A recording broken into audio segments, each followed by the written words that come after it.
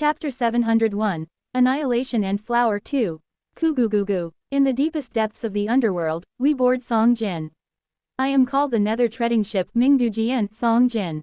I will escort you to the boundary of Kakravada. The control method is based on the steering method of the Nether crossing ship you've steered before. Just increase the consciousness connection nodes by 600 billion and manually regulate the output of 20 billion core engines. Fortunately, it isn't that complicated. It only requires a bit more attention beyond what I've learned from human Song Jin's control method of the Nether crossing ship. I connect my consciousness with the Nether treading ship Song Jin and leave the deepest depths of the underworld. Cooing. The gate to the deepest depths of the underworld closes, and the entire underworld writhes, with the 10 hells and paradise convulsing around us. Kugugugugu. This is. I shudder slightly as I see the 10 great hells line up and transform into something like an artillery battery. They're planning to launch us into the outer sea. The 10 great hells become the battery, paradise becomes the gun barrel, and we become the warhead. Kugugugugugu. From the depths of darkness, a colossal hand appears. That hand is composed of countless deceased, endless ghosts, and the death energy of the dead. Cooing. The Nether treading ship Song Jin, quite large in its own right, is lifted up like a small toy boat in that palm. The palm is jagged and rough like a ferocious beast's hand, and each finger emanates a terrifying savageness. The hand, of the Gandhara main body of the underworld. It is not just the projection of the underworld that has been shown until now, but the actual proper hand of the underworld's main body. Cooing. The hand of the underworld's main body places the Nether treading ship into paradise. Immediately after, Kwang, the immortal beast's authority of explosion, activates, and we shoot out through the barrel of paradise at high speed. As I pass rapidly through paradise, I catch a glimpse of the countless living beings that exist within. Paradise is a realm overflowing with happiness and joy for those who performed good deeds. Everyone in paradise is a spirit body, and for them, clear chi that brings joy to the spirits is being dispensed on a cosmic scale. Therefore, the spirits in paradise are quite literally experiencing paradise, jila, lit, extreme comfort. Moreover, there are separate sections for those who wish not for mere happiness or comfort, but an actual afterlife, where they head to their next lives or prepare for future reincarnations. They too are spirit bodies, but rather than just clear chi, they live the lives they wished for during life, in the places they long to be. The projections of history recreate the desires they had within their lives. Finally, a few spirits do not seek for either paradise or an afterlife. Instead, they attune their ears to the jade voice of the underworld, aspiring to ascend as higher beings.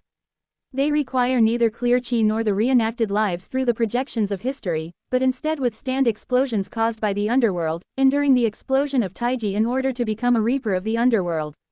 That is the cultivation of reapers.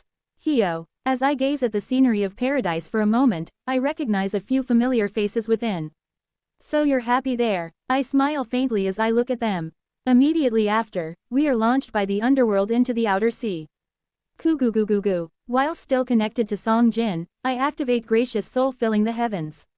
The purple soul filling the heavens that transmits the heart from the past to the future. That purple soul filling the heavens merged with the canvas of myriad forms and connections in Riowa's heart, becoming the flower soul filling the heavens that transmits the heart by transcending all space-time. Then, there is the tainted soul filling the heavens that leaves a yoke in a person's heart and reaches for its goal no matter what. As the three combined, they became the gracious soul filling the heavens that sets a chosen coordinate as a yoke, and transcends all space and time to reach it without fail. I fix the coordinate given by the heavenly venerable of time, Qian Woon, into gracious soul filling the heavens, and together with the power of the Nether treading ship Song Jin, we transcend the chaos of the outer sea and begin soaring. When I add the power of my martial pinnacle as well, the Nether treading ship accelerates even faster.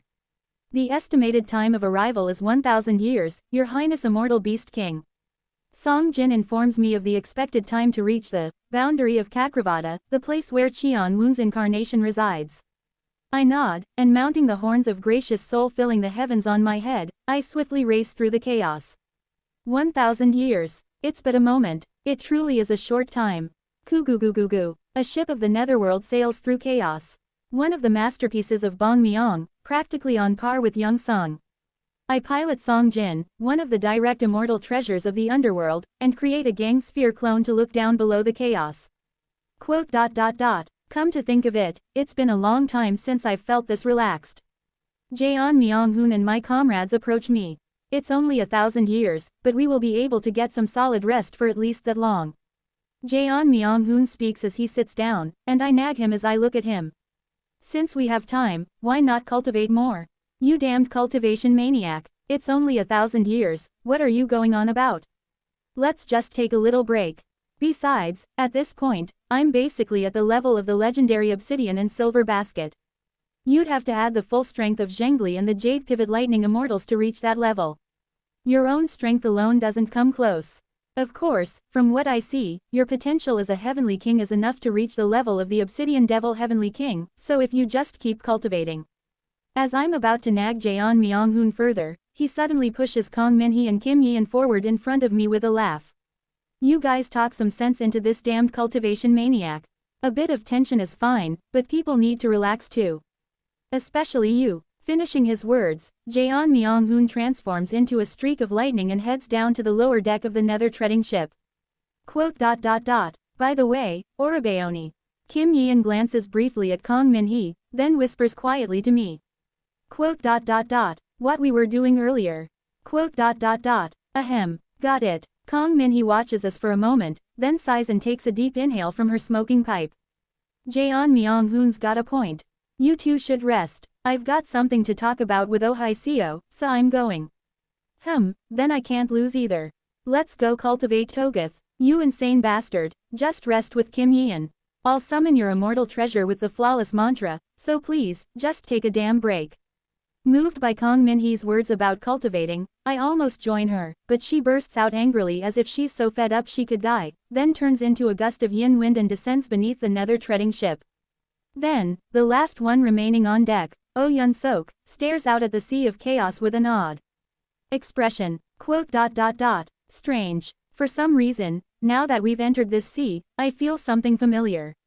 Familiar? Yes. It's Master's presence. You mean the naming supreme deity? No, not Hyeon Rang, Cheongmin Sunwoo, the presence of Azure Tiger Saint.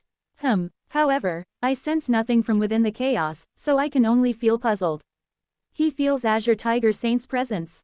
But why? I use the Immortal Beast King's authority to sense ancient force, but still feel nothing. What in the world does this mean? Wu Wang. Oh Yun-sok taps on his armor and speaks.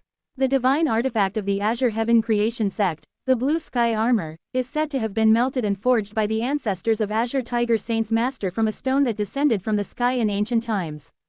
They say that the will of someone imbued in that stone, when it meets a righteous and upright heart that protects justice and watches over the weak, amplifies one's might through the power of that heart. Wu Wang. Oh Yun-sok continues as he strokes his armor. Looking back on it now, it seems to have been a material infused with someone's immortal art.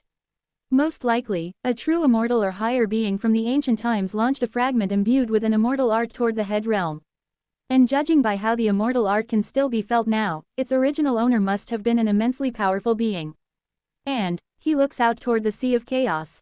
This armor has been resonating with something, ever since we entered the outer sea, and has been telling me something. Somewhere out in this outer sea, my master himself, or a being who possesses a very similar aura to him, is out there. Wu Wang. Oh Yun-sok senses the vibration of the blue sky armor, and his eyes gleam. I'll go in and contemplate the blue sky armor and the Azure Spirit Starlight Quintessence Great Method. I might be able to find a clue about Master. I will also It's fine, this is my matter, so please, just rest here. If you don't take a proper rest, I'll take it as a declaration of hostility against me. Even though it concerns Azure Tiger Saint, he claims he doesn't particularly need my help, flares up in anger, and heads inside the nether treading ship. Everyone's telling me to rest. I scratch my head, a bit dumbfounded. Well, thinking about it now, I really have been running like mad all this time. It's about time I take a breath. Taking a deep rest for about 1,000 years doesn't sound too bad.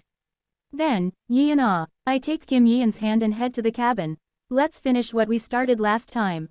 What we began atop Flower Soul filling the heavens last time had gone unfinished, not knowing how much time it'd take.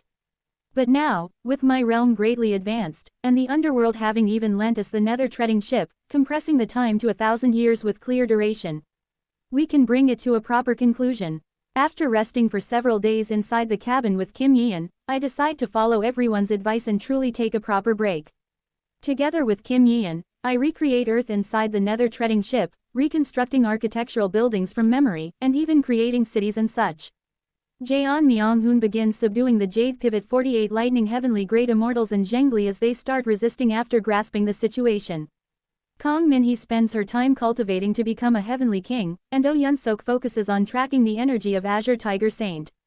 Oh Hi Seo. Though she hasn't regained her memories, she has fully regained the heart that had eased after meeting Seo Weol in the previous timeline, along with the heart of her vow of loyalty to me, and has grown significantly gentler. She travels around with the other comrades, resolving misunderstandings between them, and especially aids Jaeon Myung-hoon frequently when he subdues the Jade Lightning Immortals or when they ambush him. For a time, we continue our voyage peacefully toward the Heavenly Venerable of Time. Then, sometime later, Wu Wang, Seo Un-yun, the summoning is complete. Using the flawless mantra, Kang Min-hee has summoned my immortal treasures. Clank, clank, clank, clank, clank. Twin constructing chains, Yo-hee, greets the Lord. Unruly chain, Ham Jin, greets teacher. Obsidian chain, Yu-hee, greets the Lord. Dash dash dash. Yo-hee, Ham Jin, and Yu-hee kneel before me, and the swallowing heaven supreme deity, taking the form of the immortal beast supreme tiger, circles around me and flicks my face with its tail. And finally, Hong Fan, who has refined himself into an immortal treasure, and has all of a sudden reached the realm of Vestige Liberation Immortal, kneels before me. Primal Chaos Chain, Hong Men Suo, Hong Fan. Accompanied by Twin Constructing Chain, Unruly Chain, Obsidian Chain, and Swallowing Heaven Chain, present ourselves before Master. Quote. Yes, Hong Fan, it's been a long time. I commend Hong Fan, who has refined the Swallowing Heaven Supreme Deity into the same chain form as the others and even refined himself into a chain. You've gone through a lot.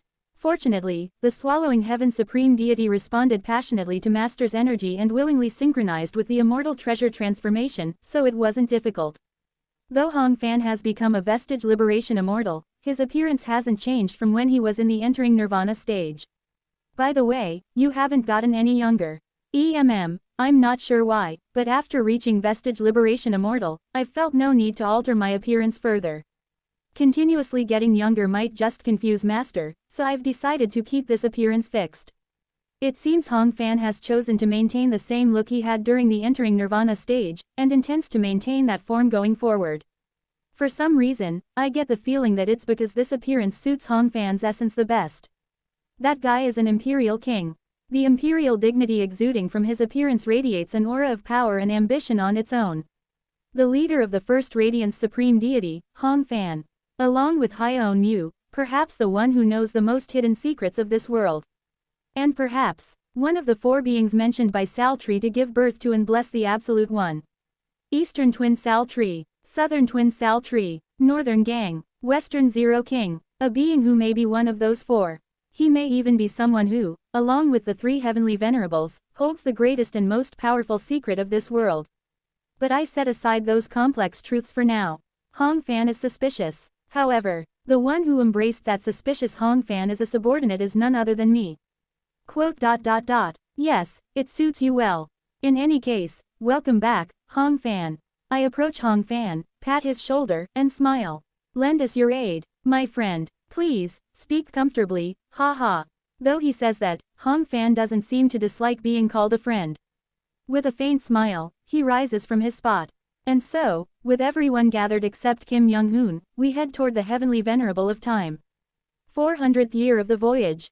The journey proceeds smoothly. My comrades continue to grow steadily, each grasping a clearer direction for what they seek, and as they urged, I take 400 years to deeply rest my body and heart. And then, Kim Yeon becomes pregnant. Chapter 702, Annihilation and Flower 3.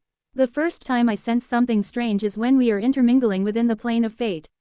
Kurururung, kurring, I take the form of a spiraling whirlwind, and Kim Yeon takes the form of a tide of fully bloomed quince blossoms. White light and pale pink petals intermingle with one another. Perhaps from a third-person perspective, it would look much like nebulae blending together. Hio, above a vast, cosmic expanse. We mix together, creating massive nebular lightning above the recreated Earth. Ururung, Kwang Kwang. Each time our essences collide, the inner chamber of the nether treading ship Songjin vibrate with a humming sound, and countless stars and celestial phenomena appear and vanish repeatedly. Kurururung. We shed all physical forms, intermingling purely as essence, becoming one. In our blending, like a solar wind, protons and electrons are expelled at tremendous speed into the surrounding space, dyeing the world. The inner chamber of the nether treading ship Songjin is designed for true immortals, so even its sheer size alone is equivalent to dozens of stellar systems. Thanks to that, we are able to release our powers freely and collide without restraint. Kurururun. Waves of pale pink petals and white light swirl together, spiraling and becoming a vortex. Ooh, strange sound arises from the collision of our immortal bodies, and several degenerate stars decorating the chamber shatter and scatter. Kurururun. And then, at a certain moment, as immense nebular lightning radiates from our intermingling and fills the chamber. This is, from within the pale pink energy flowing from Kim Yeon's body, I discover a stream that feels foreign. It resembles Kim Yeon, but is unmistakably different. Kuoo. While joined with Kim Yeon and forming a vortex together. While swirling in union with Kim Yeon, I spot that faintly oscillating something within her flow. It is Fate Ming, amidst the union of Kim Yeon and me, from the merging of vast being with being. A new fate is being born. Wait, Yeon, ooh, I try to tell Kim Yeon to stop for a moment, but perhaps due to the excitement of our merging, only a monstrous cry that seems to shake the cosmos erupts from my mouth. Ooh, Kim Yeon, perhaps being mixed with me, seems unable to control herself and doesn't respond properly. Kim Yeon, wait a moment. In the end, I speak firmly to Kim Yeon through heart language, and only then do we pause our actions briefly. Kugugugugu. The two intermingled nebulae slowly unravel. After a while, I take form as the white round collar mountain god, and Kim Yeon regains her composure, transforming back into the immense divine spirit clad in a palace gown made of cascading pale pink energy. What's going on? Just as she is about to question me, she suddenly senses the alien strand of pale pink flow forming within her body, and flinches in shock. This is a new Fate Ming, that is to say, for true immortals, children can only exist in a transcendental form. It seems to be our child. Kim Yeon suddenly looks a bit flustered. Whatever the case, everyone except me has only been a true immortal for not even 100 million years yet. By the standards of true immortals, they are no different from young infants. Therefore, to us, a child could only be imagined as something conceived within the body of a mortal being. Yet now, our first child appears in the form of fate. It's a form that is naturally and understandably bewildering. For now. Hello, child, perhaps. Flustered, Kim Yeon greets the fate that could be called a baby. I, too, still a little taken aback, offer a greeting to the newly born fate. We are your parents, but how are we supposed to treat you? As I am in the midst of pondering. Kuguguging. Suddenly, the space within the chamber we are in distorts, and a pure white hand appears, gripping the space and beginning to cross over into this place. You are. The immortal beast white-winged heavenly Pegasus suddenly appears within the chamber. I stare at them, dumbfounded by this absurd turn of events, and Kim Yeon also looks blankly at white-winged heavenly Pegasus. Kuhayak, Kurlik. As soon as they arrive, white-winged heavenly Pegasus coughs up immortal beast true blood and staggers slightly as they step into the chamber space. Forcing myself across boundless space was a bit much. Damn it, I feel like I'm going to die. White-winged heavenly Pegasus, why did you suddenly? No. How did you appear here? Our Granny Samson sensed the authority of conception and used the point of its birth as coordinates. Then all the flower overseers of the Eastern Heaven flower field lent their strength to bring me here. The power I just felt was definitely. At their following words, Kim Yeon and I can't help but flinch in surprise. Sal Tree old man, it was his authority, the power of life designation, Shengming Zanji. .. Could it be, the faith that Yeon and I carry, is the power of the Sal Tree Heavenly Venerable? White-winged heavenly Pegasus frowns as they watch the power of the faith that was born between us, which has now left Kim Yeon's body and is starting to affect the space within the chamber. What is this? Is it your kid or something? It is. That's confusing. Usually, when true immortals have a child like this, the old man doesn't designate them directly. The old man's and our usual role is to designate children for mortal beings. Wait a moment, then, what happened to mortal beings after the Eastern Heaven flower field became frozen? Don't worry too much. The flower overseers are temporarily assisting the underworld side, continuing to help new lives be born under the new reincarnation judge's leadership.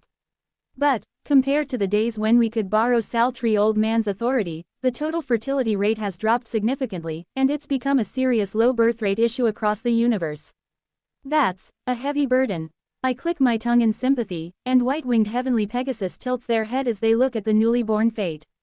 Still, is this kid really the old man's power? I can't tell. Something feels different. No, more than that, it feels somehow familiar. White-winged heavenly Pegasus tilts their head with a puzzled expression, staring at the flow of the newly born fate for a long time before shaking their head. I'm not sure, but it's not impossible. After all, the old man's has gotten strange lately, and somehow, his power seems oddly stronger too. Originally, designating the child of a true immortal would be interfering with the fate of a true immortal, so it was a bit much even for the old man. However, if it's the old man whose strength has grown, who knows? I gaze at our child with complicated eyes. Kim Yeon also speaks with a worried look. Then what should we do?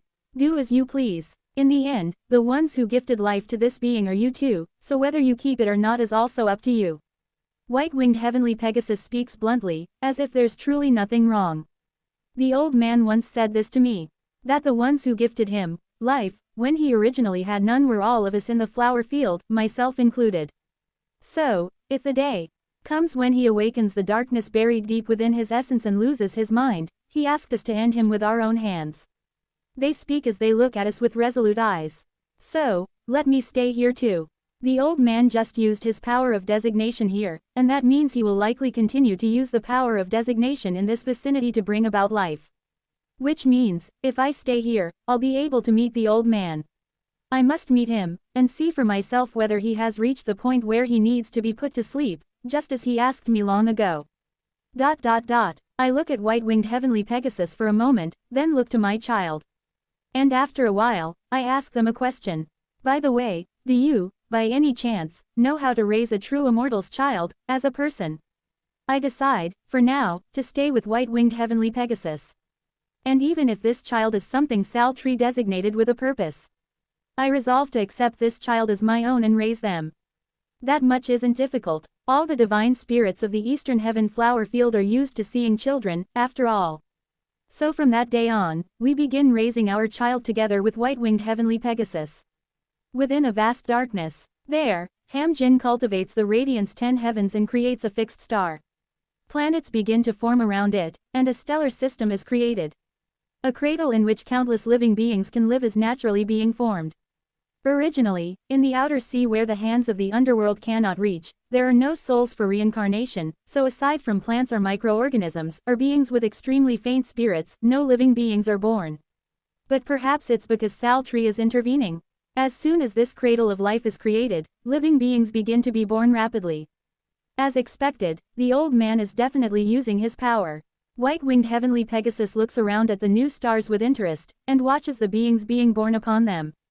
Then all of our comrades who heard that Kim Yeon and I had given birth to a child gather around. And look upon the cradle we have created. TSTSTSTSTs. As living beings prosper on the planets, the fate we have given birth to settles upon them. Jaeon Myung-hoon and Oh Yun-sok hit me on the shoulder and offer their congratulations, while Kong Min-hee stares at the child for a long while before whispering something to Kim Yeon. Kim Yeon smiles shyly and thanks Kong Min-hee, and Oh Hi-seo gazes at the child with no particular emotion. First of all, there is a method to breathe an ego into a child born between true immortals. In the case of a fixed star, since it is essentially an innate sacred vessel, you take time and slowly create planets and moons that belong to the fixed star, giving it the realm of the sacred vessel stage. Then, by refining a unique domain to give it the realm of the integration stage, and securing axes to give it the realm of the four-axis stage, it gradually gains an ego from there and forms the realms of heavenly being, nascent soul, and core formation on its own. Once it even creates the realms of chi refining and chi gathering, only then is its personality truly complete. However, the fate you two have given birth to is a little different. White-winged heavenly Pegasus continues their explanation, and Kim Yeon and I listen intently. What exactly is different? Before explaining that, I should first clarify the difference between the fate used for prophecy by true immortals, and the fate born through their union. The fate used in prophecy is essentially your fortune being refined to create a future. However, fate born from union, the union between true immortals, is treated as fortune itself, birthing. A future without any waste. But unlike normal prophecy, the future that is born isn't one you imagine, but a mixture of parts of your lived lives. And, since it's a future not born of your imagination but of your essence, that future possesses power in and of itself. Wu Wang. Upon the hand of white-winged heavenly Pegasus, the form of a peacock appears. For example, to draw a comparison with glass peacock, one of their famous children is the fate to copulate with over 10 billion living beings. The reason such a fate came to be is because glass peacock's entire life is soaked in mating, and since part of glass peacock's life got mixed in, that kind of fate was born. It seems glass peacock's experiences are so numerous that even 10 billion can only be considered a part of their life. Also, even if such a fate is imbued, how many beings could there be that could actually do such a thing? That is why, the fate born as the child of true immortals inherently holds power. If we continue the comparison with glass peacock. If glass peacock were to personally select a living being and declare the prophecy that this being will copulate with over 10 billion beings, that being may try to realize that prophecy but die mid-reproduction due to an utter lack of strength. But the living being imbued with the fate that is the child of glass peacock inherently receives power from that fate to copulate with over 10 billion living beings, so they would never die from exhaustion during reproduction and could actually realize that fate. I understand the concept white-winged heavenly Pegasus explains.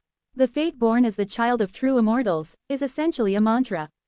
You've understood well, but it's actually the other way around. A mantra is something more artificially made. A fate that is the concentration of power, rather than the future. That's right. True immortals unite to give birth to laws.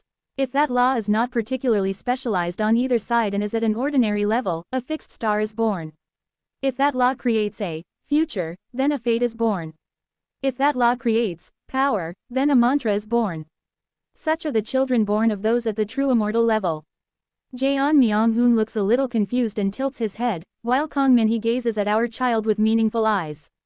White-winged heavenly Pegasus continues their explanation. Since it seems you've understood, let's continue. Anyway, in the case where this kind of fate is your child, it's much simpler to create an ego for that fate than it is for a fixed star. If you gather all the power of that fate into one place and allow a single being to wholly receive it, then that being's personality becomes your child's personality. Usually, true immortals like you who want to bestow an ego on their child push that fate into a newly conceived baby, and live as the parent of that living being. They speak while looking at the cradle where living beings are now being born under the Sal Tree Heavenly Venerables designation. There are many new children that have just been born among those living beings, so choose one among those babies and imbue your fate into them. In doing so, your child will also have an ego, and will become a proper innate sacred vessel. At those words, Kim Yeon and I nod. I send her a message through heart language. As expected, sending our incarnations to the lower realm, conceiving a child there, and letting our child's fate dwell in that body would be best, right? Yes, I think that would be best. After a brief discussion, we nod together. Thank you for the explanation. Then, we just need to follow your instructions. Yes, but before that, make sure to properly check your child's fate. The newly birthed personality will be heavily influenced by that fate, and so will their future life. At white-winged heavenly Pegasus's words, Kim Yeon and I slowly focus our consciousness and begin to properly read our child's fate. Our child's fate is. After focusing her consciousness for a while to read the fate, Kim Yeon turns to me with a trembling voice. A fate that overcomes fate. That's what it says. ... What in the world does that mean? Not just me. Everyone present widens their eyes, unable to grasp the meaning of our child's fate. Chapter 703. Annihilation and Flower 4. ... Such a fate is a first. Just how am I supposed to interpret this? White-winged heavenly Pegasus stares wide-eyed at the child. I, too, can only blink in confusion, unable to understand what to make of this. Since the fate is to overcome fate, then in order to overcome this fate, one must in turn comply with it. But the fate that has to be complied with is overcoming fate. The tail is biting its tail. The fate is to overcome fate. Then doesn't that mean it cannot be overcome? I vaguely grasp that this is influenced by some essence shared between me and Kim Yeon. I'm the one who's always struggled to break free of fate, so it must have been influenced from that in some way. Just how am I supposed to understand this? I blink toward the child, flustered. At that moment, Jaeon Myung-hoon scratches his head and speaks. But, why worry about that kind of thing? Is it even useful? I sigh, and white-winged heavenly Pegasus smacks Jaeon Myung-hoon's shoulder. Kwang, to say something so tactless in front of parents, read the room. Every parent's heart is like that. Kuog, since white-winged heavenly Pegasus's fist has probably reached severing heaven in its own right, even Jaeon Myung-hoon seems to feel pain when receiving it. Ku, you insane muscle horse bastard. And seriously, why are you even trying to figure that out? Isn't it obvious? It's only natural to understand its personality and raise it accordingly. You sure talk a lot. Just raise the kid. Probably just a decently rebellious kid. If you're raising a kid already knowing what their personality and future will be like, is that even raising a kid? That's just watching a movie where you already somewhat know the ending. Don't try to raise the kid the easy way. Accept them and watch over them while accepting the unknown. Isn't that the more proper way to raise a child? At Jaeon Myung-hoon's words, I become speechless. White-winged heavenly Pegasus also blinks at him with wide eyes. Think carefully. That's not fate, that's your child. They will probably be rebellious, but they are not a being you should think about how to respond to. They are a being you have to raise, no matter what happens. A brief silence flows between us. Then, I nod. You're right, there's not a single false word in it. Let's go down, and find out by raising them ourselves. I speak to Kim Yeon, and Kim Yeon nods. White-winged heavenly Pegasus speaks, as if taken aback. Hey, are you serious? No matter how you put it, even I've never seen a fate like that before. They said it's fine, let it go already. It's not like a child is some kind of monster. Jaeon Myung-hoon slaps white-winged heavenly Pegasus on the shoulder, returning the hit he took earlier, and speaks. Go, make the child properly, live together, and come back. Got it. Thanks, Jaeon Myung-hoon. I offer Jaeon Myung-hoon a brief word of thanks, then begin manipulating attraction force. At the same time, in a corner of the planetary system we created. There, Kim Yeon and I form our incarnations and dwell within them, and then, we continue the work between incarnations, to create a personality for our child. In the planet, Unbinding Star, of the Unruly Realm, where my immortal treasure Unruly Chain Ham Jin governs the fixed star. We settle in a small village at the edge of a continent on Unbinding Star, build a home there, and, though it's a little late, hold our ceremony. Are you alright, Yeon? UK, I don't know. The officiant is Hong Fan, and we pledge our vows before him. Kong Min-hee puffs her pipe, and Oh Hai Seo expressionlessly runs around here and there, helping my immortal treasures serve food. Oh Yun Sok wipes away tears, and Jaeon Myung-hoon unconsciously reaches into his chest to look for a wooden box, but stops and looks up at the sky. All my immortal treasures give us their heartfelt congratulations. The wedding is held in the style of our homeland, Earth. We hold it in the ceremony of our native land. Truthfully, it's something we should have done long ago, but so many things happened, so much happened that I hadn't dared to even think about holding a ceremony. And since everything gets undone whenever I regress, I'd subconsciously avoided holding one altogether.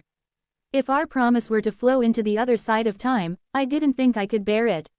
I hold the ceremony with Kim Yeon, and somewhere at the edge of Unbinding Star's land, I properly join together with her. After a long and even longer time, we have finally become husband and wife. The bride and groom will now bow to each other. I bow with her and smile. I've found the possibility, starting with bringing half of Oh Hai Seo's soul into this cycle. To the supreme deities who have seized origin essence. To Jiwa, who, even without seizing origin essence, began to recognize regression through the wheel of the underworld. And finally, through cases like Kim Young-hoon and Jaeon Myung-hoon, I remember that those who become heavenly kings are no longer affected by regression, so if she too becomes a heavenly king someday, I have the hope that she will be able to regain this memory again. Hope exists. So now, there's no need to be afraid anymore. At the end of the ceremony, I ignore all formal customs and tightly embrace Kim Yeon, feeling her warmth. From now on, I won't let go of this warmth. When I think about it, how many times have I failed to fully embrace warmth simply because I was afraid of losing it? Starting from Buk Hyung-hwa to the Kim Yeon of the 14th cycle, it was all the same. I remember even when I obtained crystal glass to treading sea. I was always blaming myself and drowning in guilt, living only with pain, and never even getting the chance to feel happiness. But when the starting point of my innate immortal art, crystal glass to treading sea, was completed, it was when I freed myself from self-blame. There are things you can't grow from if you're always miserable and hurting yourself. To accept happiness as well. That too is necessary for growth.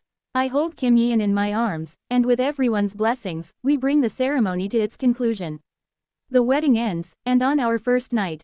Though we've already done plenty before the wedding so there's no awkwardness, an inexplicable shyness wells up. When you think about it, it's kinda funny. I block all the prying gazes trying to peek inside with the impermanence sword and close the door. The baby is already conceived, but to properly form the baby, we have to do the act of creating the child one more time. We've already seen everything there is to see between us, but because the child was conceived from two true immortals, we now had to descend to the lower realm and do it again to create a new personality for the child, and that we're only holding the wedding now. That too, and I hesitate for a moment at this embarrassment of not knowing how to put it in words, finally speak. Through a ceremony like this, being able to call you, dear. Kim Yeon's face seems to blush a little, then a smile blooms. Honey, I realize that my face has reddened to a point that even I am shocked. Even after living through all this time, I didn't think just one word would bring such a dramatic physical reaction. I think it's great. Really? I feel a little awkward. Don't keep fidgeting. Come here, honey. At Kim Yeon's continuing words, I feel my face heat up even more. We have a baby to make. Whoosh. And so, the lights of our first night go out, and I enter union with Kim Yeon through our mortal bodies. Several months pass. Kim Yeon's belly has swelled. You okay, Kim Yeon? Yes, I'm fine. The suicide ritual during the true immortal advancement hurt more anyway. Though she suffers from the child in her belly, Kim Yeon endures well. The condition looks good. The baby's energetic. Kang Min-hee, lying down with her ear pressed to Kim Yeon's belly, speaks, and Kim Yeon pokes at Min-hee's head. Honey, can you not lie directly on my stomach? You will scare the baby. I'm in spirit form right now so I don't have any weight. Why would the baby be scared? I'm listening to the baby's heartbeat, so don't talk to me. Inside Kim Yeon's womb, the body that will become our child's physical form grows healthily. Wo Wang. The soul is almost settled. Kang Min-hee listens to the baby's heartbeat and checks the baby's condition. Just as she says, at present, the baby is imbued with the fate that can be primarily called the main body of our child. As the power of that fate meets the authority of love that Kim Yeon possesses, the soul is forming stably and slowly settling in. Seo Eun-yun, why don't you come and listen too? It's really nice to hear, you know. Kang Min-hee gestures toward me, and I give a bitter smile as I watch the two of them. Sorry, but I have to defend against the interference of the Sal Tree Heavenly Venerable. You're scaring yourself all on your own. Don't say it like that, honey. It's probably not fear, but embarrassment. The two whisper to each other about me. But I don't particularly argue and simply look at Kim Yeon's belly. From within, I hear a sound. It's the sound of my child. Thump, thump. It's the first time I've ever heard a human heartbeat this loudly. This is driving me crazy. Honestly, Kang Min-hee is right. I'm scared. Seeing the child terrifies me so much. What if I see this child become so happy, and then end up regressing again? What if, when regression happens, I try to carry the soul along like I did with Oh Hai Seo, and the child gets pulled apart like her and suffers? I'm terrified. Now, it's no longer just my own pain that is my pain. The child's pain is also mine. Because of that, I fear the world full of suffering the child will face once born, and I fear that I won't be able to overcome that world and die. And, what terrifies me most is dying and having all of it erased like it never happened. Even if I take the child's soul with me so that it doesn't all become as if nothing happened after death. I don't even know if that's a good thing for the child. Overwhelmed by a confusion and panic I've never felt before in my life, I stay a little apart and don't approach the child, listening to the heartbeat while I wait for the child's proper birth. And after some time, finally, 10 months pass. Push, Kim Yeon, you can do this. The white-winged heavenly Pegasus acts as midwife, delivering the child, while Kang Min-hee assists. Jaeon Myung-hoon, Oh Yun-sok, and I stand outside, lost in thought as we watch the night sky. Nervous. Yeah, Jaeon Myung-hoon smiles as he looks at the sky.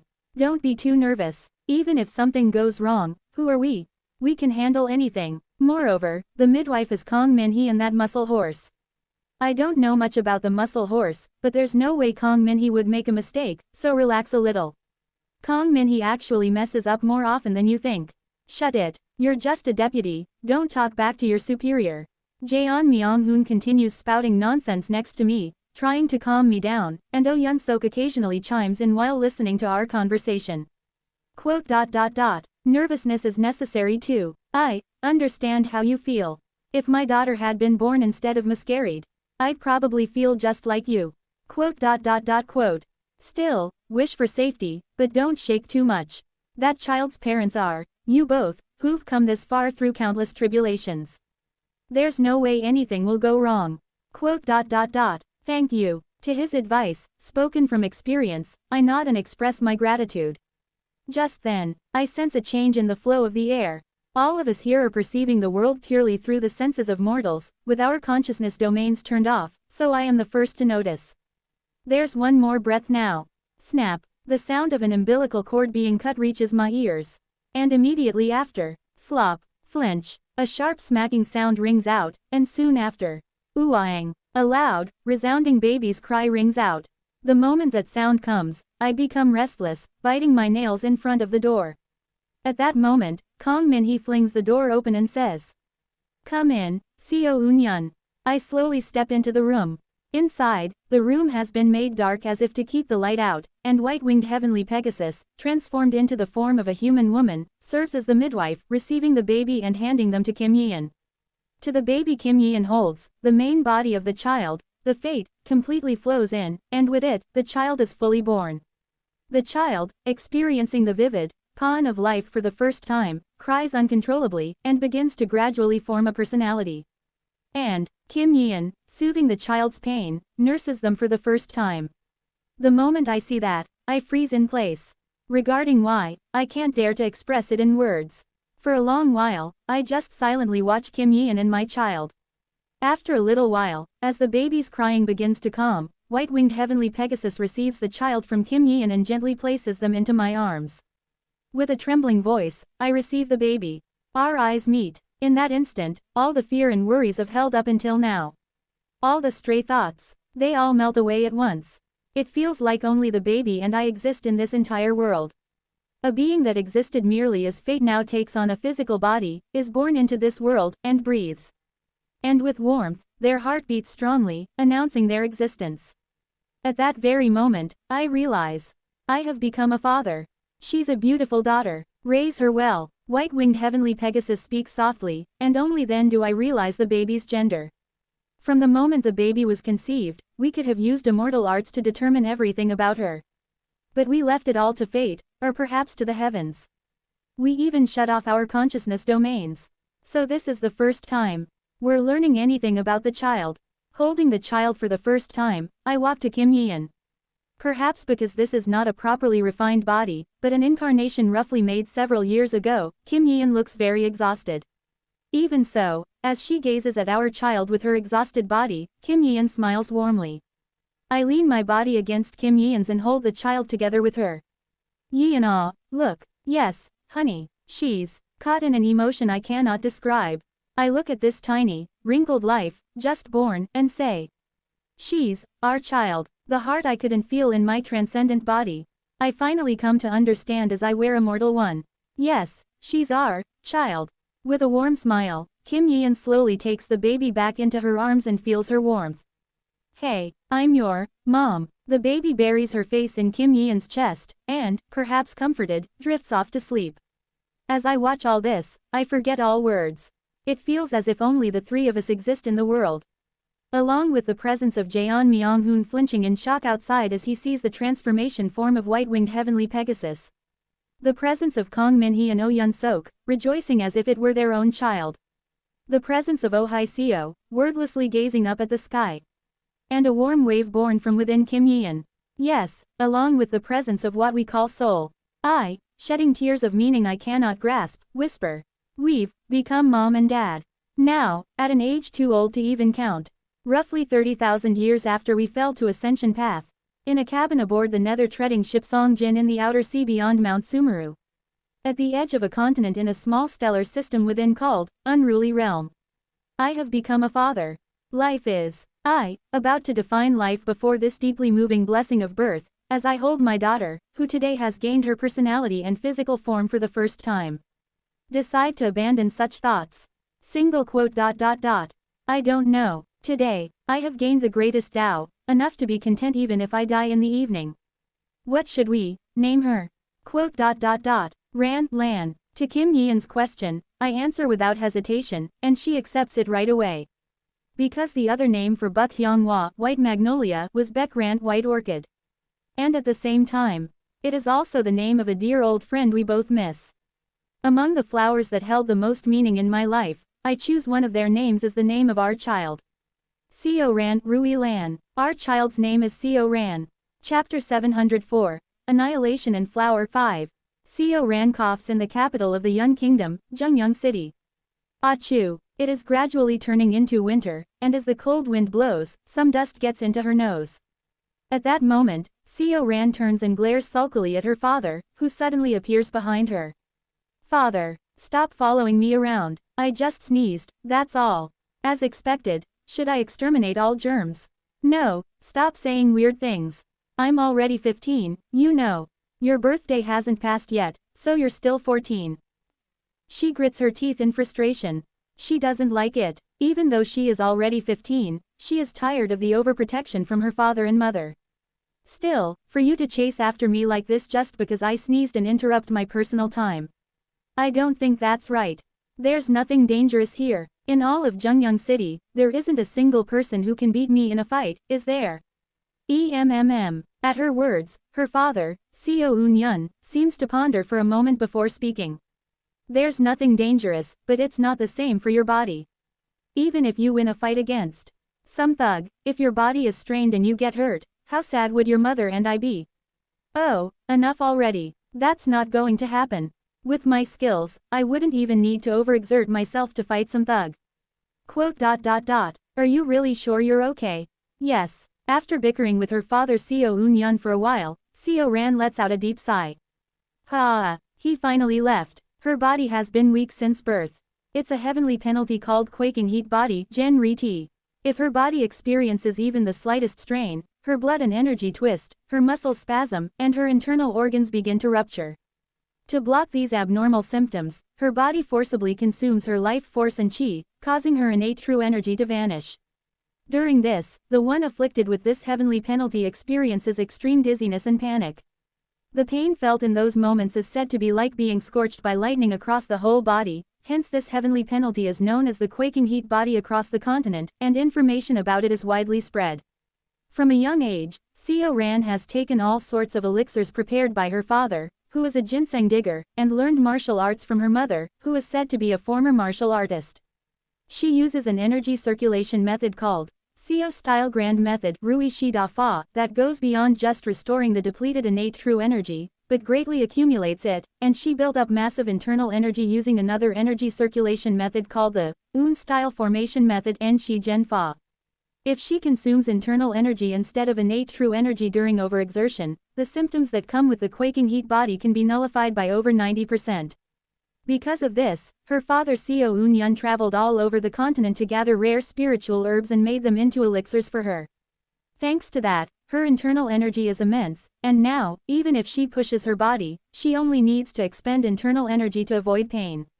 Of course, if she overuses her internal energy, the aforementioned heavenly penalty still flares up. So she can't engage in strenuous exercise, and her body still remains weak.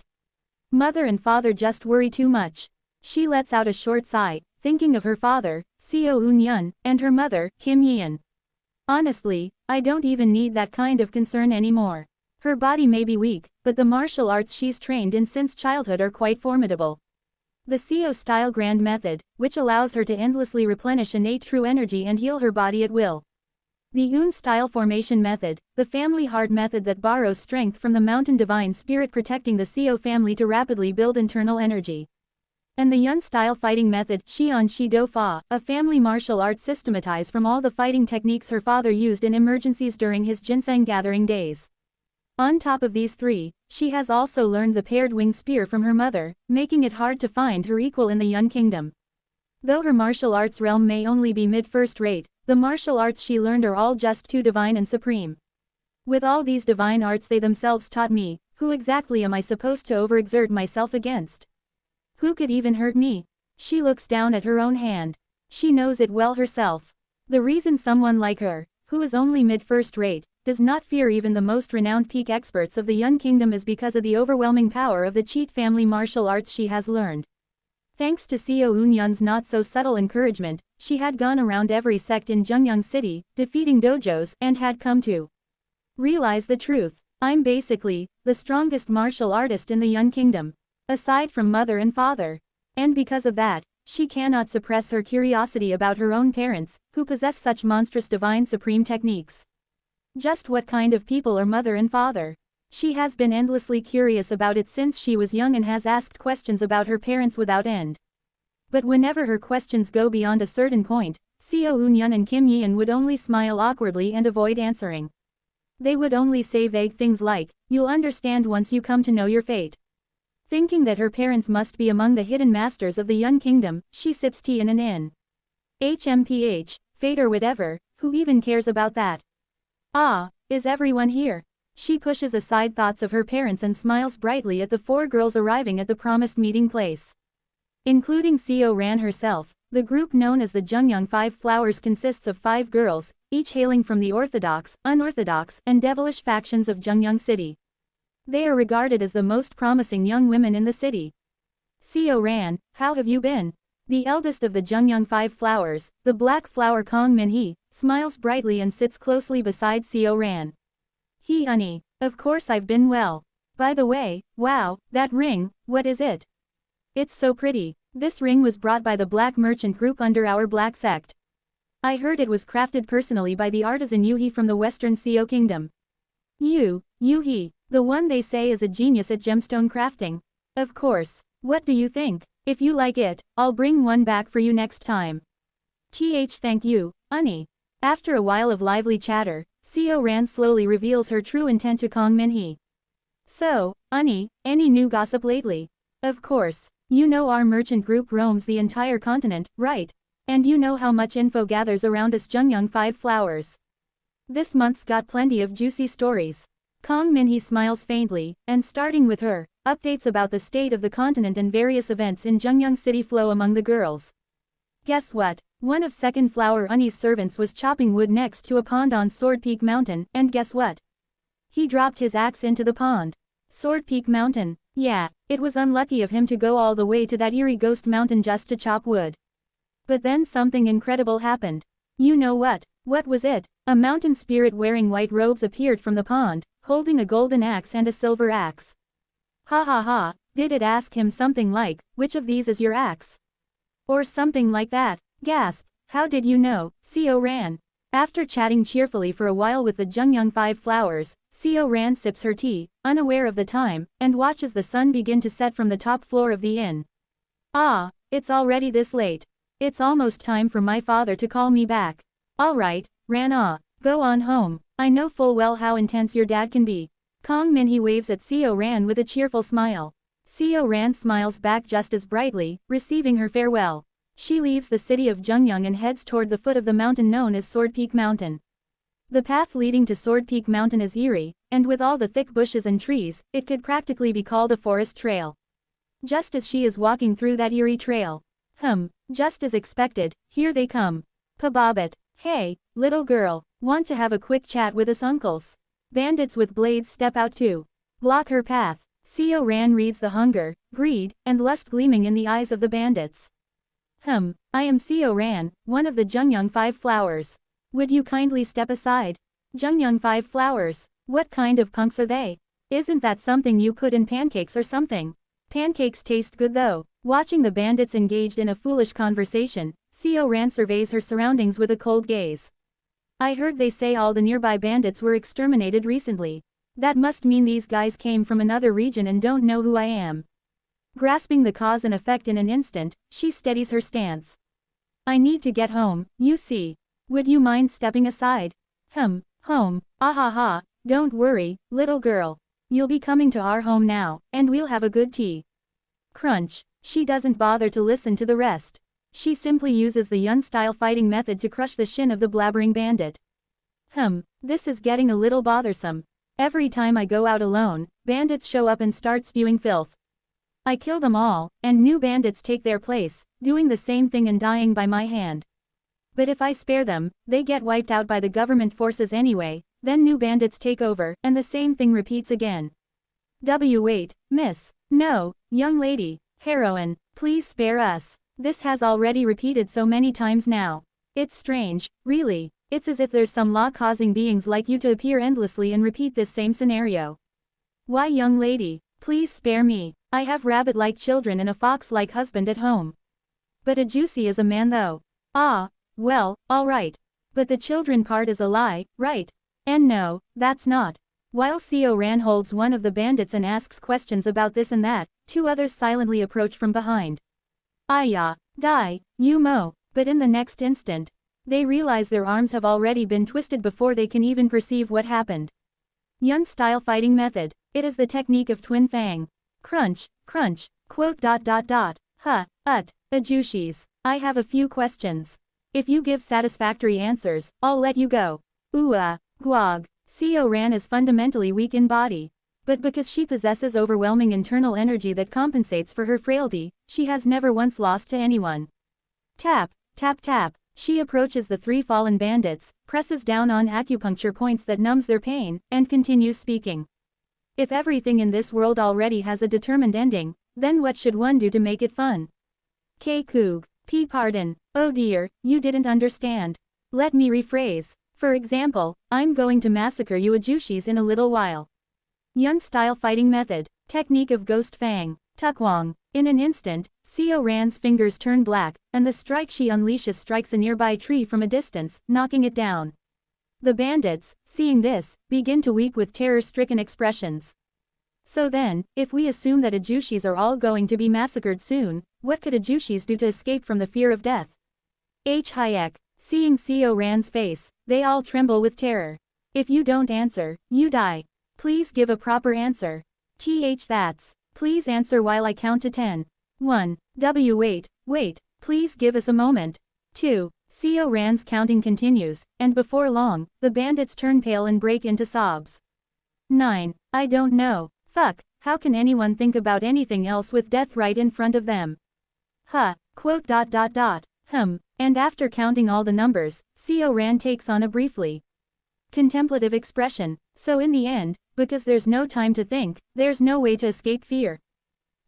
That's. I mean, quote. I see. If fear can't be escaped, then the ending can't be escaped either, is what you're saying. She nods slowly after a moment of contemplation and speaks. I'll let you live. It wasn't the answer I was looking for, but maybe the fact that it wasn't what I wanted is exactly the essence. Go on then. If you see me next time, don't even act like you know me and just walk past. Finishing her words, she leaves the bandits behind and continues walking along the forest path. Smoke begins to rise from various parts of her body. It is the phenomenon that occurs when her quaking heat body contracts the muscles in her limbs, and she tries to suppress it by consuming internal energy. My parents are really ridiculous. She lets out a chuckle. In the distance, below Sword Peak Mountain, her house comes into view. It is the home of Seo Ran and her parents. When their daughter sneezes, they rush in like lightning, but when she comes back after breaking the limbs of some thugs, they don't even react. It seems like an utterly absurd way to act. But she knows herself. Well, I guess they didn't show up because it didn't deviate from the flow. From the moment she was born, she could sense the countless flows that exist in this world. Most humans live and die under this flow. Perhaps this flow is the vast law that most people refer to by fate. That's right. From birth, she possessed the talent to read the fates around her. Because she already knows the outcome of every event in the world by reading the flow of fate around her, she is unable to find anything interesting unless it's something she's seeing for the first time. That is why she attends Kong Minhee's monthly gathering of the Jungyang Five Flowers and enjoys the new incidents that gather to Kong Minhee's merchant group and the Five Flowers. After all, she can only read the fate around her, while Kong Minhee and the Five Flowers bring her new information from faraway places. And because of that, she also understands why her parents show such peculiar reactions. While lost in thought, she nearly trips over a stone in front of her house, and at that moment, someone appears and catches her. Oh my, is it Ran? Go on inside. Your parents are worried. Uncle Yun Sok. Thank you. Be careful not to trip over stones next time. As it is, that Seo Eun Yun is already pacing around knowing you tripped. Kukik. My parents are so ridiculous. They didn't even react when their daughter was surrounded by bandits. She mutters with a bit of cynicism. Seeing this, Oh Yun Sok looks as if he's about to say something, but instead swallows his words and pats Seo Ran on the head. Quote. I know. I mean, just like me, my parents probably feel the flow, too, right? And if they don't see a fate where I get hurt in that flow, then they don't particularly care. But for tiny things that aren't shown in the flow, like sneezes or tripping on stones, if they think I might get hurt by those, then they make a fuss. Quote. But, I don't know, I feel like I'm going insane from how boring this life is. All danger can be known even without seeing it.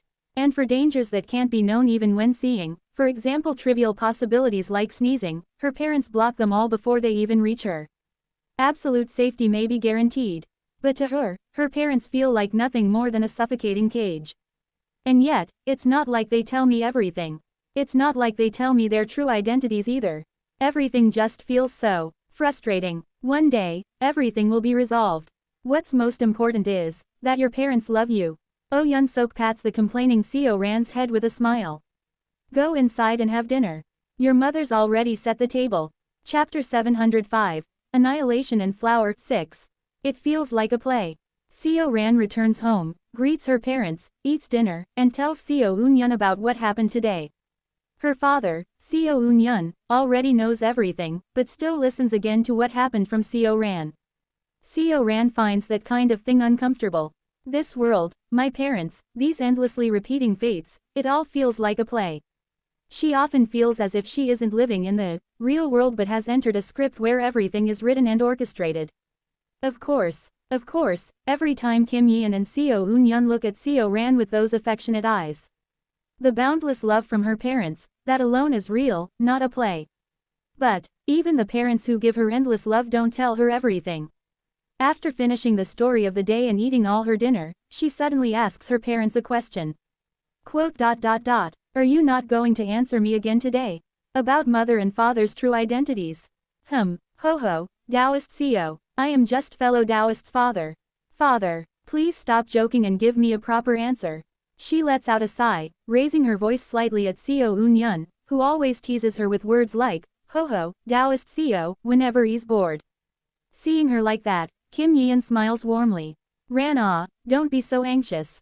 Someday, when you achieve great completion in the martial arts we've given you, and your strength is enough to truly be considered the best under the heavens. Here we go again, yes, I know. When I become the best under the heavens, I'll naturally learn my fate, and then I'll know who mother and father really are, right? Got it. I'm sorry for even bringing this up to parents who hide so many secrets from their own daughter that they can't say a single word. Seo Ran gets up from her seat with a sulky expression, and Seo Eun Yun looks at her with an apologetic face and speaks. Quote. Right now, even if we told you the truth, the only outcome would be you returning to thee. Especially since you are an innate sacred vessel, no matter how much we lower our rank and tell you the truth, even if you don't return to thee, you'll still be gravely hurt. It's something we can't say because we don't want you to get hurt. Please just endure it for a few more years. Of all the words that are coming out of father's mouth, there's not a single, ha. Whatever, I'm going to the mountain to meet the mountain spirit. Mountain spirit, alright, come back safe. And so, she begins to climb the mountain, leaving behind her frustrating parents to meet the mountain spirit of Sword Peak Mountain. Many people avoid Sword Peak Mountain, calling it a ghost mountain and saying it feels eerie, but Seo Ran is different. There's no other spiritual mountain like this. Why does everyone dislike it? There is a legend that Sword Peak Mountain was created by a white round collar noble divine spirit who wields the sword. Every time she enters this spiritual mountain, she feels her whole body relax. It feels as if the mountain itself warmly embraces her. More than anything, what's incredible about the mountain is, whenever she climbs the mountain, for some reason, Seo Eun Yun and Kim Yeon stop paying attention to her. Inside the mountain, whether she sneezes, trips and bleeds, or burns through vast amounts of innate true energy, they don't care. It's as if, within this mountain, it's okay no matter what happens. And also, inside this mountain, those complicated flows don't bother me. That's why, on this mountain where quince trees mainly grow wild, she can always let her heart down and feel at ease. Most of all, the thing I look forward to most in this mountain is that the mountain spirit, the legendary mountain spirit said to reside in this mountain. While climbing, she suddenly arrives at a spot next to a pond. So is this, the place where second flower Unny's servant dropped his axe. PSH. This pond is a place where she and her family often came to play when she was younger. Especially her father, Seo Eun-yun, used to bathe in this pond, and Kim Yeon often taught Seo Ran axe throwing techniques here. They used to tell me fairy tales like the golden axe and silver axe here. Recalling those old memories, she passes the pond and arrives at a small field deeper in the mountain. Even though it's evening, many flowers are blooming in full glory. Will I be able to meet the mountain spirit today? As she looks around at the many flowers, she searches for the mountain spirit. How long does she wander through the flower field? At last, Seo Ran spots a single black flower. The moment she sees the flower, she lights up and runs over, speaking in a small voice in front of it. Sir Mountain Spirit Tilda, I'm here. As Seo Ran's voice rings out, the black flower twitches. Then, above the black flower, the figure of a tiny old man appears and sits cross-legged atop the flower bud. Is that you, Ran? Ah. Ha ha, it's been a while. Yes, Sir Mountain Spirit. It's been almost a month. Why did you come so late? Sometimes when she climbs Sword Peak Mountain and finds the black flower, she gets to meet the mountain spirit. This tiny spirit in the form of an old man, who only ever appears through the flower, always listens well to Seo Ran's words and acknowledges her complaints and stifled frustration. Sorry about that. Recently, the boundary around this stellar system has become more heavily guarded, so it's been a bit difficult to get through. What's a stellar system? I already explained about fixed stars before, didn't I? And one more reason. The reason she enjoys meeting this mountain divine spirit is because he occasionally shares knowledge that is beyond her imagination. Well, it's something like that. Wow, the world really is vast. Indeed. Then what do you mean by breaking through the boundary of the stellar system? Is there someone guarding it? Yes. More or less, you can say that a savage devil god has the entire stellar system in their grasp and is guarding it tightly. Wow, what kind of devil god is that? A terrifying being who compresses the entire starry sky into a single point of light and swallows it whole. There's nothing more you need to know. Knowing too much can rather bring harm. For now, that devil god isn't going to harm you, and there's nothing you need to know just yet. Yes, thank you for being considerate. By the way, do you know, mountain spirit? Lately, the frustration has gotten worse. Seo Ran pours out to the mountain spirit what's been happening to her recently and the suffocating frustration she's felt from it. It feels like the world is just a stage play. Of course, watching plays with my father was really fun. When a troupe came and performed, the acrobatics, the memories of watching the play were all enjoyable. But being trapped inside the play itself doesn't feel pleasant at all. Frustration with the fate of this world. Frustration with parents who won't tell her a single thing about their identity. Frustration that the only enjoyable outlets she has are chatting with Kong Min-hee and talking to the mountain spirit. In the midst of countless frustrations, she chats away with the mountain spirit, who listens and accepts them the best. And then, at some point, the mountain spirit, who has been listening well to Seo Ran's story, smiles faintly. So, to sum it all up, you're saying you are not interested in becoming the greatest under the heavens, you are tired of this suffocating daily life, and you want to escape your parents' stifling embrace. Yes, that would be nice. Haha, don't worry too much. You're a good child. So, don't forget that good children receive gifts. A gift? Seo Ran looks puzzled at the mountain spirit's words, and the mountain spirit smiles gently and speaks as he gradually gets drawn back into the black flower. Because soon, a reality far more enjoyable than this tedious reality of fixed repeated endings will unfold before your eyes. When that happens, the identities of your parents, becoming the best martial artist under the heavens, all of it will become meaningless. You will soon be able to quickly escape from what you so wish to break free from. Quote. Thank you, even just for saying that. Ho ho ho ho. Then, let us look forward to the day everything changes. Pasusu. With those final words, the mountain spirit is completely absorbed into the black flower, and the flower that had finished speaking with her scatters into the void and vanishes. As if it had never existed at all. Do you think Ran is feeling suffocated a lot? Seo Eun-yun asks as he sits on the wooden floor with Kim Yeon, watching the evening glow. She's practically an innate sacred vessel, so she must be particularly sensitive to the flow of fate. I'm thinking maybe I arrange the fate of the unruly realm too safely for her. That may be true, dear. But, can you handle it? If you let dangerous fates appear near Ran and she ends up getting hurt, I'm pretty confident I'd lose my mind. I think I only realized how shallow my mental discipline was after Ran was born. When I learned about the quaking heat body, just remembering how I nearly split this star apart in anger. Quaking heat body. It is the heavenly punishment that exists within Co Ran. Originally, a quaking heat body is a heavenly punishment that can be healed by their own hands. But why then, did they deliberately choose to not remove the quaking heat body? The reason is simple. In any case, for Co Ran to realize her essence and understand the true body of theirs that she is so curious about, she must awaken to her fate. She must come to realize the fate of the fate that overcomes fate. But what does it mean to overcome fate? It means liberation from the forces that oppress oneself. That is why, even as they shed tears of blood, Co Eun-yun and Kim Yi-yeon did not eliminate the quaking heat body. They wait for the day when Co Ran overcomes the quaking heat body, becomes the #1 spear under the heavens, masters martial arts to the extreme, and overcomes the curse of the quaking heat body through complete transformation. To overcome her heavenly punishment with her own power. If that is realized, then surely Co Ran cannot help but awaken to her fate. For now, guiding her fate in that way may be the best course of action. Even without the quaking heat body, the fate of overcoming fate is still Co Ran's fate. And Co Ran will continue to try to overcome something. And among those things, perhaps, that might even include Co Eun-yun and Kim Yi-yeon. But recently, Co Eun-yun reflects on whether his measures have been too suffocating. Maybe, we've been too harsh, Yi-yeon. I don't know. Really, they say there's no right answer when it comes to raising children. And I think that's true. Is that so? Leaning shoulder to shoulder with Kim Yi-yeon for a while, Co Eun-yun suddenly recalls something and speaks. Ran's 15th birthday is coming up. What if, as a birthday gift, we gave her something she could be genuinely happy about? What kind of gift? The advancement of civilization. At Co Eun-yun's words, Kim Yi-yeon's eyes light up. We might not be able to advance civilization drastically to Earth's level, but if it's you, Yi-yeon, you could advance it this much with the power of liberation. Don't you think? Yes, that's true. If it's just that much, it's a good idea. It'd be nice if that child sees this and becomes happy. All right then, I'll leave the weaving of fate to you.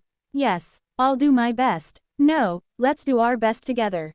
Co Eun-yun quickly writes a letter to Co Ran, then takes Kim Yi-yeon's hand and walks out of the house. And some time later, Co Ran, having returned from meeting the mountain spirit, arrives home. She reads the letter that Co Eun-yun has left behind. They'll be back in 3 days. To think there are times when both mother and father are out like this. After reading the letter, she looks around the now empty house for a while. Somehow, her home feels bigger than usual today. My birthday's in 3 days. Still, I wish they'd stay with me. Their presence is suffocating, but their absence makes her feel hollow. Perhaps, that is what parents are. Co Ran looks around the house left behind by Co Eun-yun and Kim Yi-yeon, and begins preparing herself to manage things alone. Just then, familiar faces gather in front of Co Ran's yard. Hey, Co Ran, your mom and dad asked us to check on you. Hey, Co Ran, take this bastard Jaeon Myung-hoon. He got so wasted he can't even stand straight. Kuhaha. It is Jaeon Myung-hoon, a wealthy man living in the city and said to be Co Ran's father Co Eun-yun's close friend. And Baek White, who is said to have been the midwife at Co Ran's birth. Both of them reek of alcohol, clearly having come straight from drinking, and Baek's hair, which she normally ties up like a ponytail, is now completely let down. This damned, horse-muscled bastard. Co Ran, this guy is totally not in his right mind, so lay him down for a bit. Ah, yes, Miss Baek. Co Ran, you got anything to eat? There's some horse meat that father bought.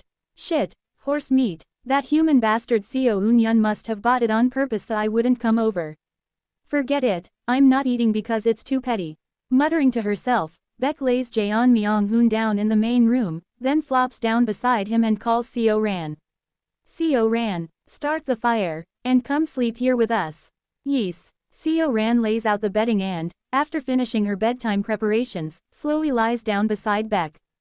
But at that moment, Beck pulls Seo Ran into a tight hug and places her between herself and Jaeon Myung-hoon.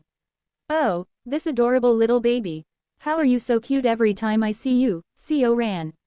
Yuik, Miss Beck. Seo Ran coughs as she's smothered by Beck's large chest, and feels herself getting dizzy from the strong smell of alcohol coming off both of them. Oh, sorry, it's because I just happened to use a human female form when I transform. Actually, if you're fine with it, it'd be better for us both if I just showed you my regular form, but then you'd probably faint, so I'll stick with this form until you awaken your fate. Quote. Maybe it's because you're drunk, but I have no idea what you're saying, Miss Beck. But before she can finish speaking, Beck falls asleep and offers no reply. Then suddenly, a voice comes from Jaeon Myung-hoon. Quote. Seo Ran. This world feels cramped, and you feel very suffocated, don't you? Quote. Nothing really goes the way you want it to, but don't be too discouraged. Right now, you're, by our standards, like a baby wrapped in swaddling cloth, and for such a baby, you need a bit more protection. That's why. Jaeon Myung-hoon, who mumbles his advice as if half asleep, soon falls completely asleep. Seo Ran doesn't know whether she should feel happy or annoyed by the intrusion of these drunkards. Single quote. Well, I guess it's kind of fun. They are the ones who swept away the bitter disappointment that creeped in while her parents are gone. However, even Jaeon Myung-hoon and Beck cannot completely chase away the stifling frustration Seo Ran feels. Mother, father, nestled between Beck and Jaeon Myung-hoon, Seo Ran closes her eyes and begins to fall asleep. In her closed eyes, a memory comes to life. It is from when a traveling troupe came to the area they once lived in. She remembers how delighted she had been while watching their performance. And among them, she recalls especially the acrobat who walked barefoot across a tightrope, going back and forth across that rope again and again. I don't really want to become the greatest under the heavens or anything. Though she has never told her parents, Seo Ran has one dream. The quaking heat body, the greatest under the heavens, a certain realm of martial arts. She has no interest in any of it. What she wants is simply to become independent from her parents. And someday, relying on nothing but her own strength, she wants to become an acrobat and walk across a tightrope. While walking on the tightrope, she wants to amaze her parents all with her own strength. That alone is what she truly wishes for. Somewhere deep within the chaos of the outer sea, the enormous black floral worm, which had once been flung away by Seo Eun-yun and settled within a region of chaos, writhes. The worm's pupils cross distant space-time and reflect a stellar system where Seo Eun-yun's group sent incarnations and built a cradle for his child. The worm, the Sal Tree Heavenly Venerable, mutters in a voice filled with something like delight. The conditions are nearly fulfilled. All that remains. Kuduk, kudududuk. And then, from within the body of Sal Tree Heavenly Venerable, transparent seeds. That is, the ancient forms of ancient force, begin to pour out. Is to imprison the Distinguished One, and guide the Distinguished One's fate through forgotten possibilities. In this moment, where your guides have become colorless, I shall become your guide. Pasasasasa. And so, the transparent seeds released from the Sal Tree Heavenly Venerable drift across vast space-time, and head to the nether treading ship that is sailing toward the Heavenly Venerable of Time.